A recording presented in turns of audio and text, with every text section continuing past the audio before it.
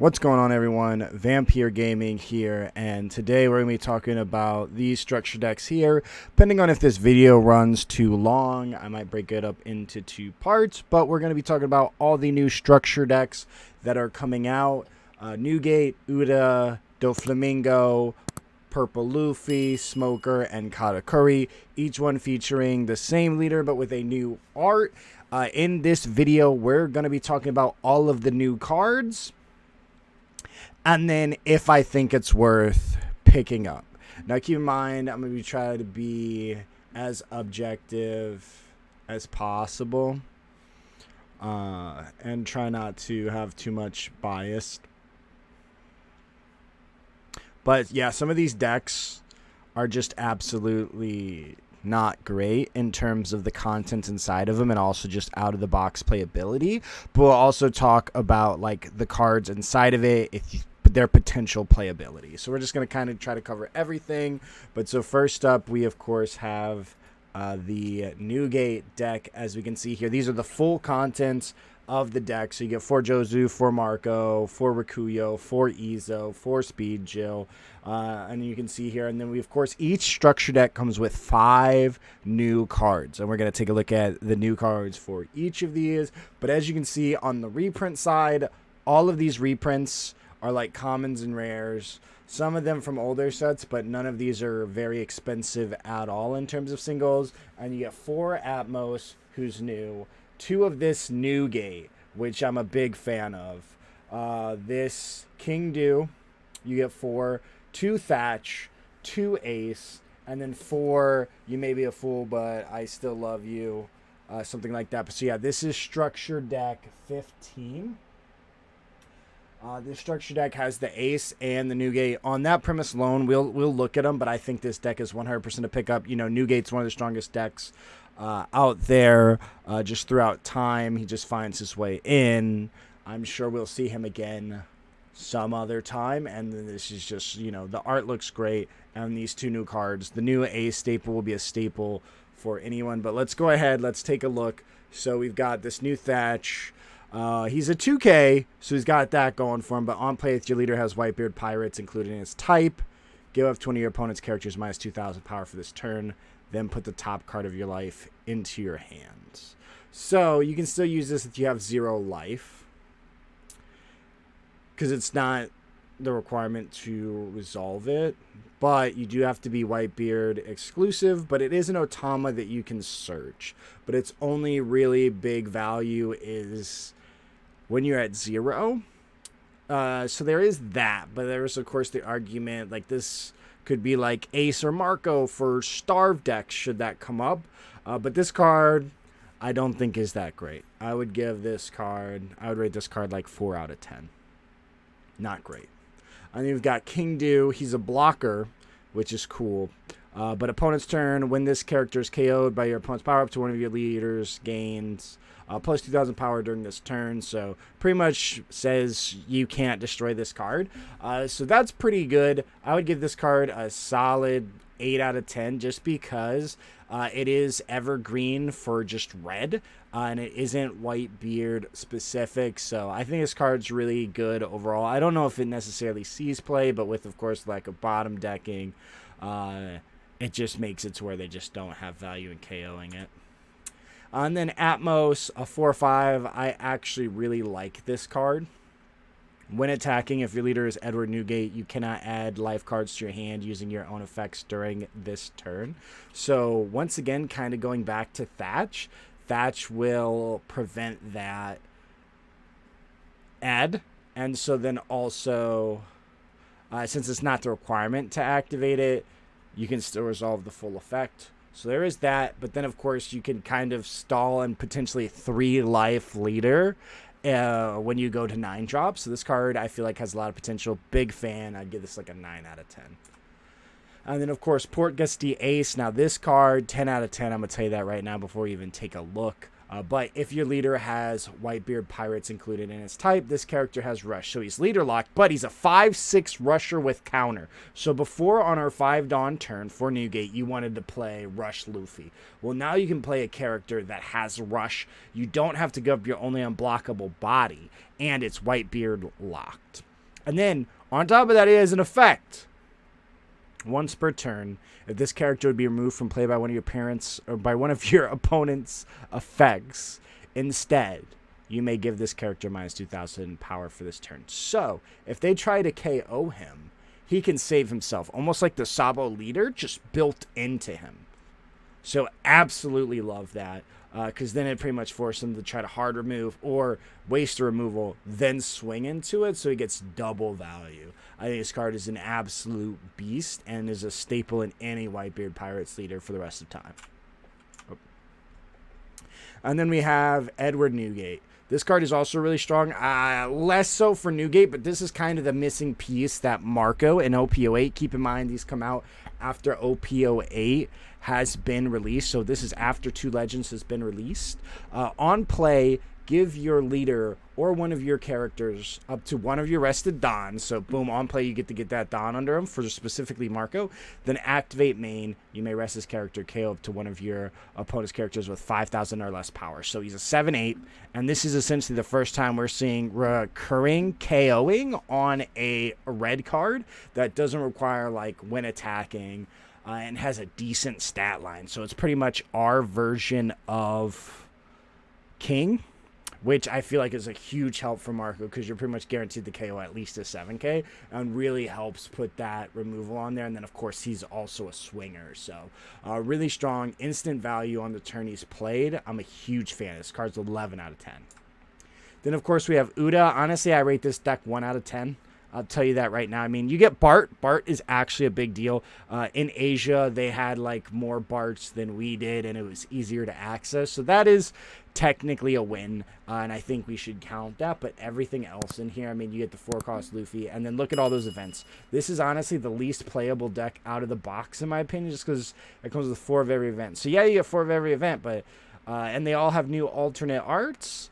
But that's a lot of events. And you get new Luffy, Shanks, Katakuri, Uta. But let's go ahead, dive in. Luffy, if your Uta is rested, this character has plus 1,000 power. So he's a 4K and he's a 2K. So you automatically love this card because he's a 2K. Now we have 3 2Ks that you can add.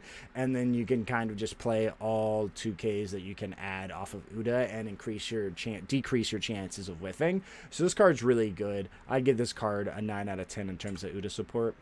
Now we also have Katakuri. If your leader has the film type and you have 6 or more rested cards, this character gains plus 2,000 power. So rested cards also count Dawn, Stage, and Leader.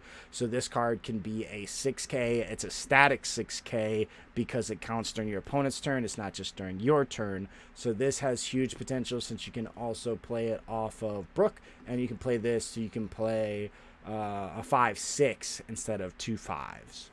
So a lot of potential here overall, but it does require that 6 rested threshold.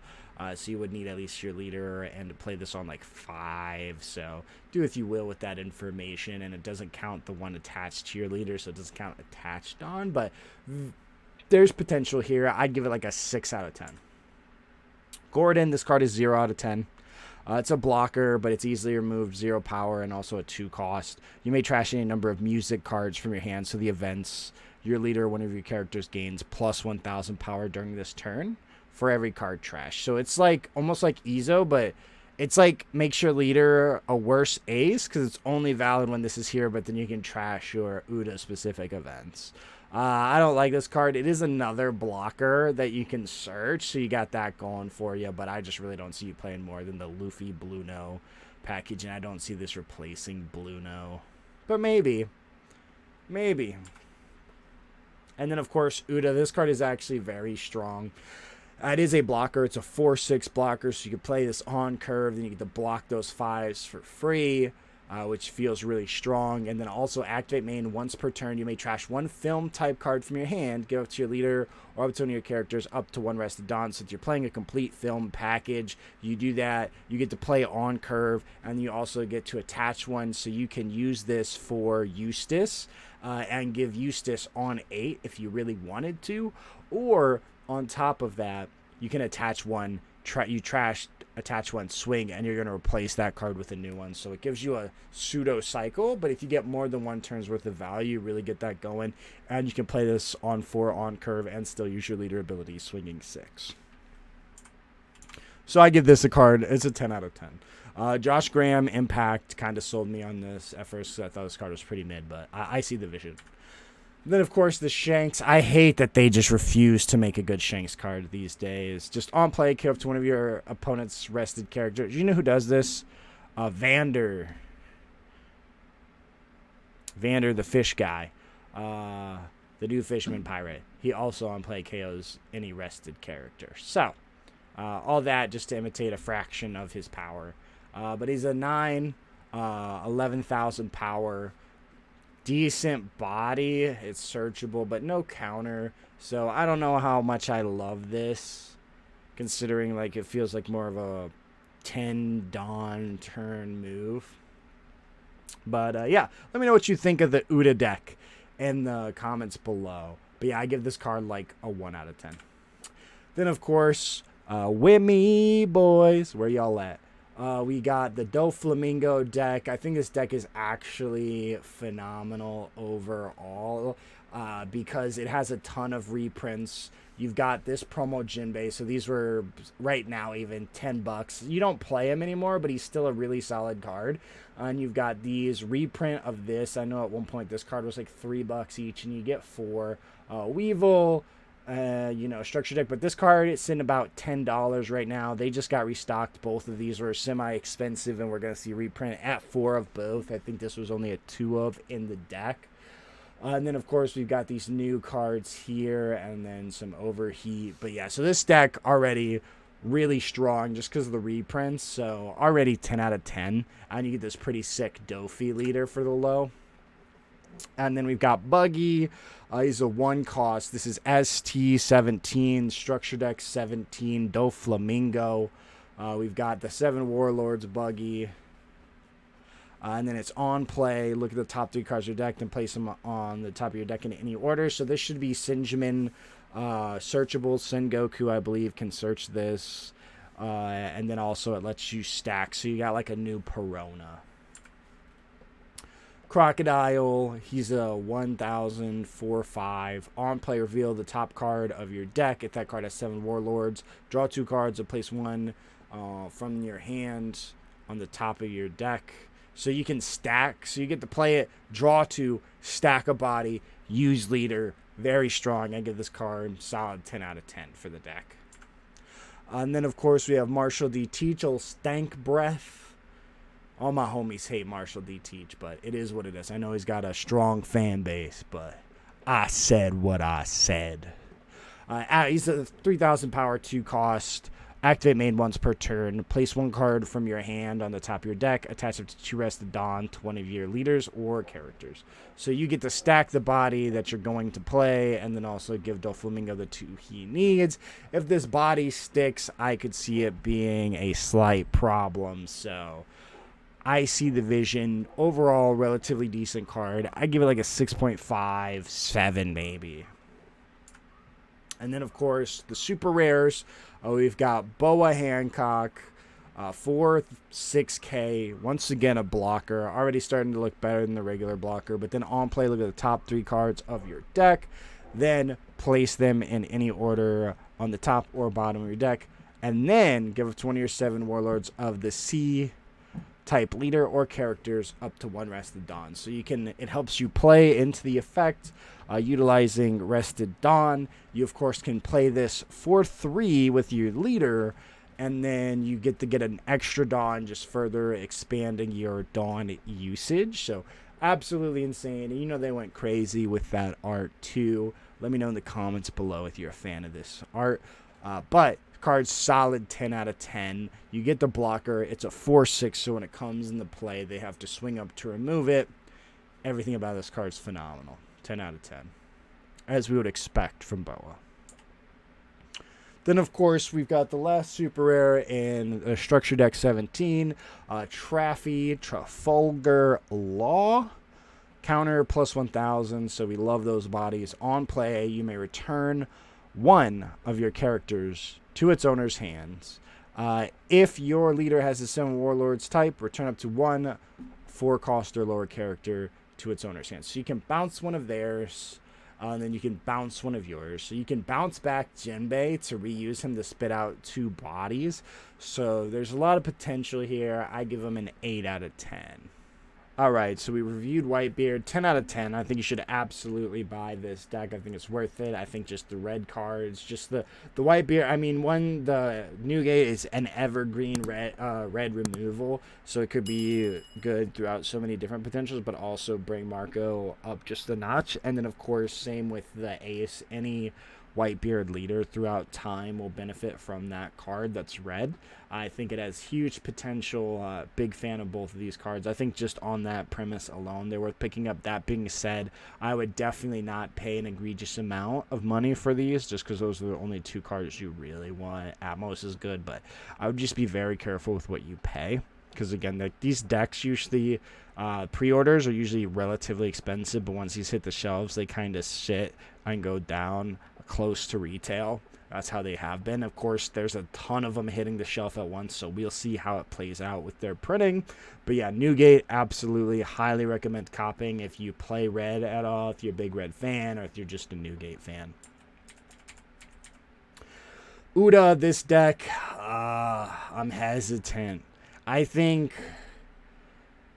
even at like retail, like I would probably just buy the Utas. Probably just buy the Utas, because I just don't see any other value in this deck unless you want the alts. If you like the arts, I do. I would probably pick up 2, but that's just because I like the art. And then I, of course, would want the Uta, but you could probably get away with just buying 1, truthfully. Or if you like Bart, or you need Barts. But this is bottom, lower of my list. I don't think this is worth buying, truthfully.